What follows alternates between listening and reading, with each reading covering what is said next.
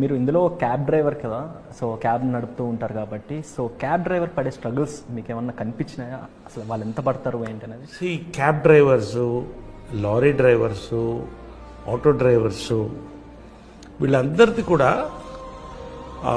For example ఒక చిన్న ఉద్యోగ గుమస్తా ఉన్నాడు అనుకోండి, గ్యారంటీగా అతనికి ఈ నెల నాకు 15,000 వస్తుంది అనే నమ్మకం ఉంటుందండి.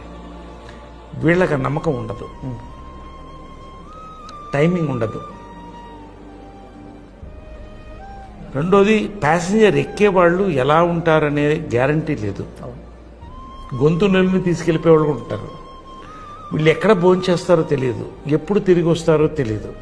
దీని మధ్యలో ఆ ఫ్యామిలీ ఒకటి వెయిట్ చేస్తుంటుంది ఇంట్లో.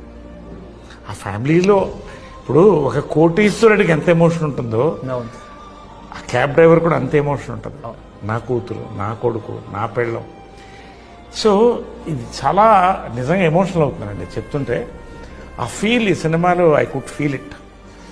అంటే బ్యాలెన్స్ చేయడం. ఇప్పుడు ఆ పిల్లలు కోరిక ఉంటుంది కదా, ఇవాళ యూట్యూబ్లో చూస్తున్నారు, పిల్లలు స్కూటీ మీద వెళ్ళిపోతున్నారు, లేకపోతే కార్లు వెళ్ళిపోతున్నారు, నాకు కావాలి ఈ పలానా గౌన్ కావాలి, భార్యకు చిన్న కోరిక ఉంటుంది కదా, చిన్న నెక్లెస్ తీసుకోవాలి పక్కన. సో ఇవన్నీ కూడా ఈ సెగ్మెంట్ ఆఫ్ పీపుల్కి ఇట్స్ వెరీ బిగ్ బర్డన్ అండి.